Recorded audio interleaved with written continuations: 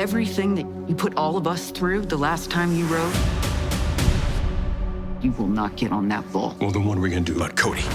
I'm going to be okay, Mom. $750,000 for first place. You got a better idea, I'm all ears. We've got some incredible news. The rodeo legend is going to compete for the first time in years. Give me the green light. Joe Wainwright. Three-time world champ. Rides again. This is gonna be big. This ain't the senior circuit. Good luck. You're gonna need it. Joe Wainwright competing at over 50 years younger. I'm grandfathered in, right? Well, you right about that granddad part. Oh! His grandson's sick, and he's got to earn money. That's why he's here. You gotta focus, Joe. I'm in my seat. I only ask once. That went well. Yeah, very. Be patient with her. She loves you fiercely. Can Joe Wainwright keep up? I'm fine. Of course you are. That's a genuine, true legend right there. Here we go! Come on, Joe, get it! Get it!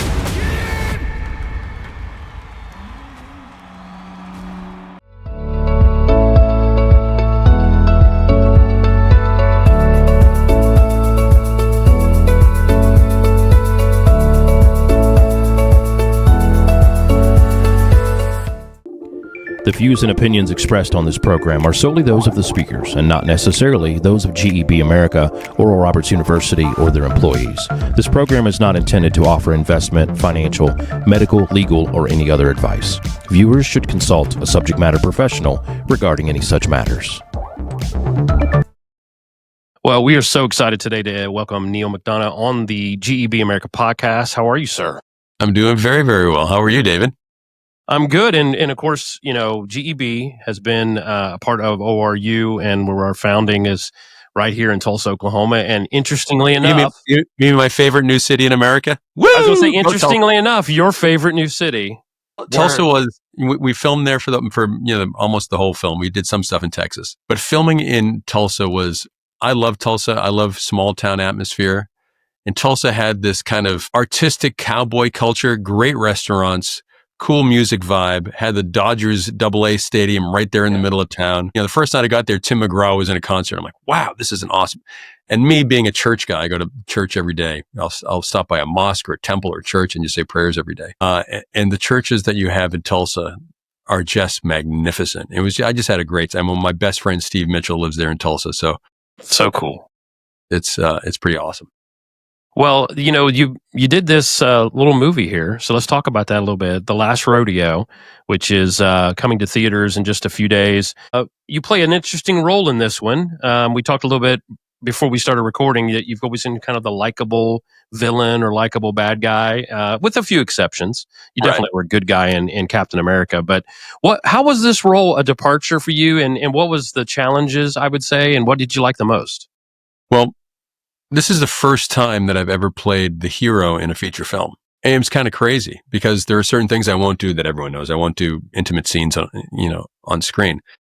So because of that, I've had to play the villain du jour for the last 20 years or so. And it's been great. And that was my goal was, okay, since I won't do certain things, I'm going to be the best villain I can possibly be so I can make a living for my family. That's my 5 kids and my amazing wife, Reve.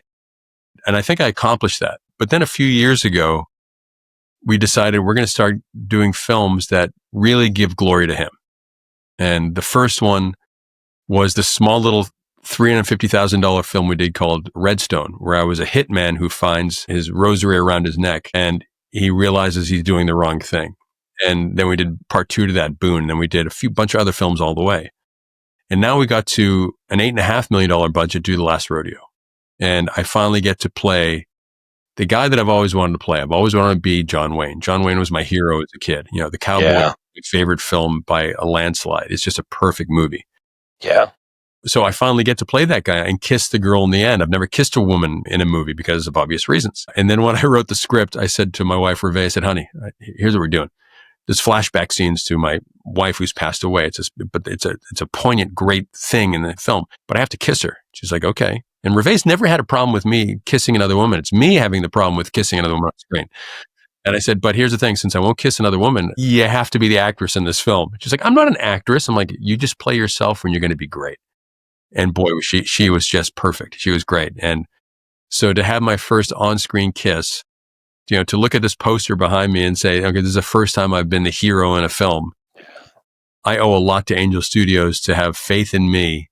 We started with The Shift, and then we went to Homestead, in which Homestead, that little $5 million film, made $23 million in the box office. That's pretty substantial. Yeah.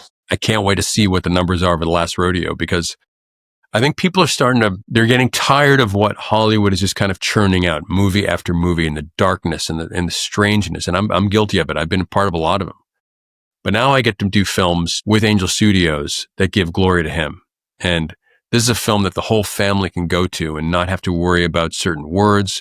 There's no swears. There's no intimate scenes. There's just family problems that I have to go through in this film. Yeah. And everyone has family problems. And I'm so blessed to be here to talk about this. Well, and I think what's really great about, and I haven't made it all the way through the movie. I was fortunate enough to be sent a screener for this program. Right. But it's amazing. And I will say the thing that, it is rated PG, and it's with the thematic elements. I mean, it is, you're a bull rider. That is, real deal. And there is, some scenes in there where it talks about, it explains, your injury, and I don't want to be a spoiler, but there are some things that are a little bit, it could be a little bit scary for smaller kids. So my 7-year-old son won't bat an eye, though. He's going to probably be bull riding everything in the house when he gets to see it. We've tested it through all kinds of markets, and its numbers are in the mid 90s, and kids are loving this film because you feel like you're at a PBR event.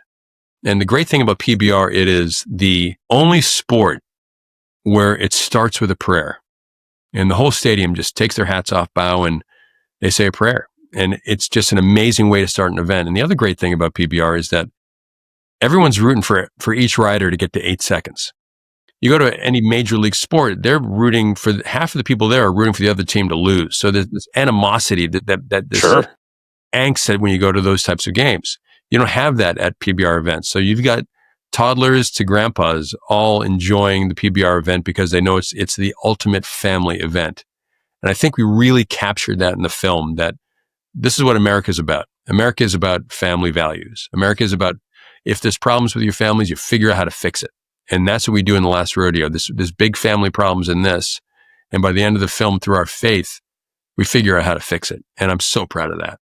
Yeah, and I think that's the enduring thing about it. And a few months ago we had your friend Chase on in talking about the amazing Homestead series. Incredible, did really, like you said, over 23 million at the box office. The series has been very, very successful. And part of the thinking, and it's something he and I discussed, was that people are ready for things that bring heartwarming stories that, as Angel Studio says, amplify light. Stuff that can make, you don't have to leave the theater feeling like, wow, I wasted my money on that, That's right. Or you don't have to, make apologies to your friends and family you might have brought because you didn't see that info in the trailer. So what would you say to the families out there that are definitely interested in continuing to go and see faith-based films and the ones that you're creating? Well, Angel Studios does a pretty remarkable job, don't they? So if you're going to go to the theater and you're going to see an Angel film, it's fine for the whole family to go and see it. I can't say that for most. I mean, the rating of this is PG because of the bull riding, and some of it's pretty, it gets gory at times. I wouldn't say gory is the right word, but guys get beaten up like guys get beaten up when they're riding bulls. So other than that, there's no swears in the film. There's no, this is what Angel wants. And this is what we want at the McDonough Company. We want to do films that give glory to him. And that's what we did. Not many people are going out and making those films now. And I think Homestead did so well because it was word of mouth. People we don't have the big money like Paramount has or Universal has. So people will go to the theaters and I'm like, wow, that was such a great film. They'll tell two friends and they'll tell two friends. And before you know it, it has legs to all the Angel films. Homestead didn't necessarily open up really great, okay, but it just lasted because of the word of mouth. And that's what it does. So if you love these types of films, Please go and support Angel. Please go and support the Last Rodeo. Go out to the theaters that weekend. Bring the whole family. Bring the milkman. Bring the postman. Invite whomever you want. Go and see it, because you won't leave the theater after, like you said, David, cheated or feeling, oh, why did I spend all that money on a movie that just wasn't the right thing to bring my family to? And sometimes you go to these family films and they're like, well, that was just so saccharine sweet that just kind of didn't, that kind of offended me as well. This is a movie. This is a movie that has a faith backdrop. It also has a rodeo backdrop. But it's really a family film about how do you get through certain situations. You know, in this, I have to get through the situation of my grandson has a brain tumor, the same that killed my wife. And then since my wife passed, I've had this fractured relationship with my daughter. How do we mend all these things? And we mend them all through hard work and faith. And that's what the American standards are. And I love that we get to talk about it in cinema. So please go out and support it, because it'll tell Hollywood we need more of these films, please. Yeah, and what I was gonna say was how you mentioned this at the beginning is getting out of Hollywood and realizing there's a whole lot of great places across America to make movies. And you came to Oklahoma, a little bit in Texas. We won't talk about that. You know, we're the state above the Red River. But talk a little, because we are based in Tulsa. Talk about doing a film in the heartland. Oh gosh, and you know, I love writing films and doing films about the heartland of America. You know, our next one's a big Western that takes place, you know, that really talks about the heartland in the 1800s, though. But it's when you get to film in a place like Tulsa, the crew was so incredible because there's an earnestness, there's a kindness, there's a goodness to the people in the heartland of America. That's why they call it the heartland, because everyone just has their heart in their sleeves and they are what they are. And there's no hidden agenda like they have in some of the big cities. It's just a different atmosphere.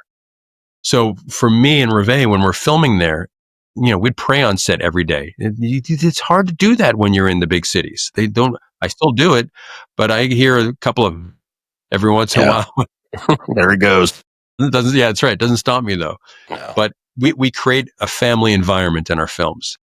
And when you get to film in a place like Tulsa, that family environment's already there.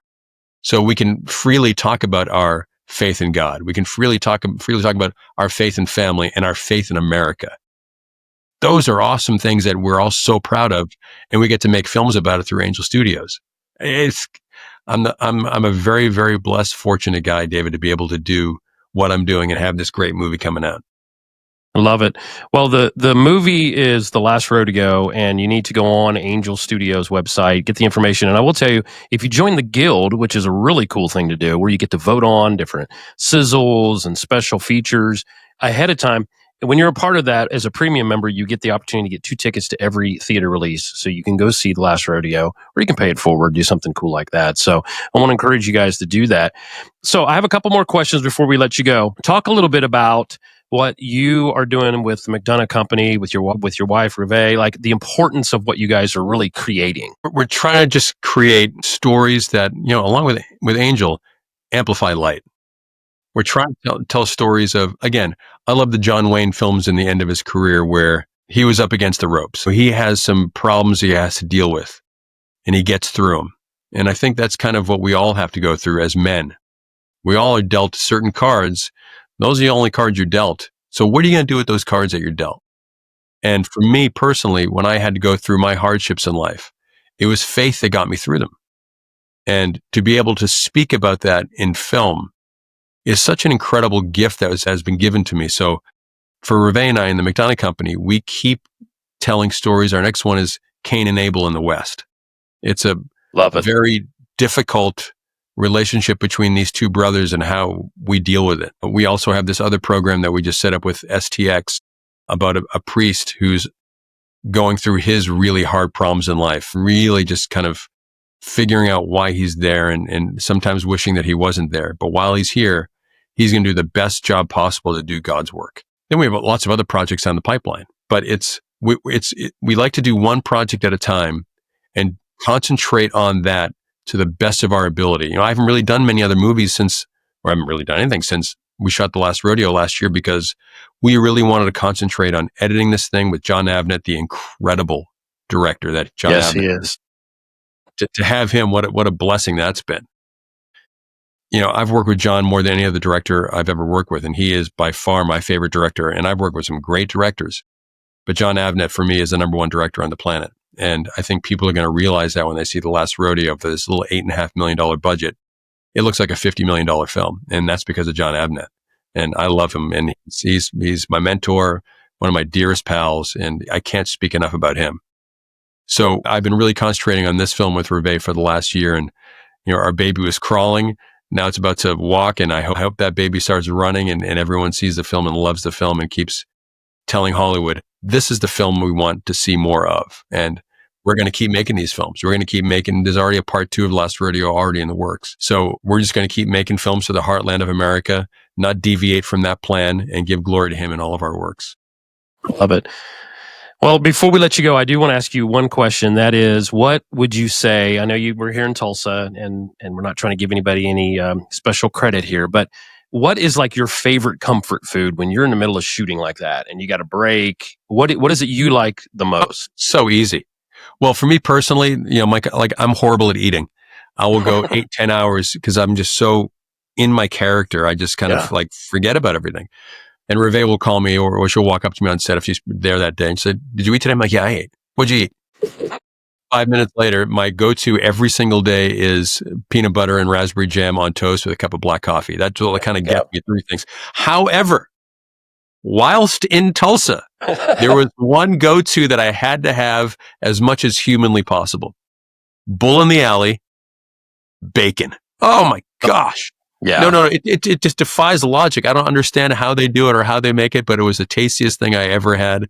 And I miss the Bull in the alley. And it's, I love Tulsa and I can't wait to go back. Well, our friends at the Tulsa Chamber of Commerce are very happy about this part of the podcast. That's for sure. So we want to say hi to those folks over there.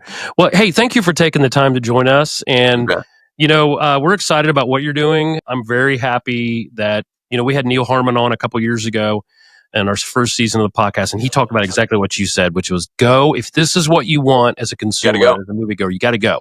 And you know what? They're doing it. Which is why we've been able to have things like Homestead and The Shift and so many of the great series that have come out that they've got on Angel and in other film companies as well that have done some really amazing stuff. So this is one of those films you got to see it on a big screen because the bull riding sequences are, and not even just the bull riding, just the shots of Oklahoma. The shots of driving through and the hills of, it's just such a beautifully shot film.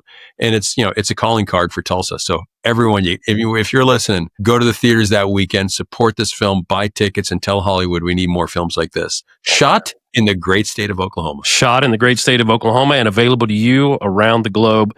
Well, thank you, Neal, for joining us today on the GEB America Podcast. And we'll see you guys next time when we drop another new episode each and every Tuesday. Until then, I'm David Groves saying thanks for being with us.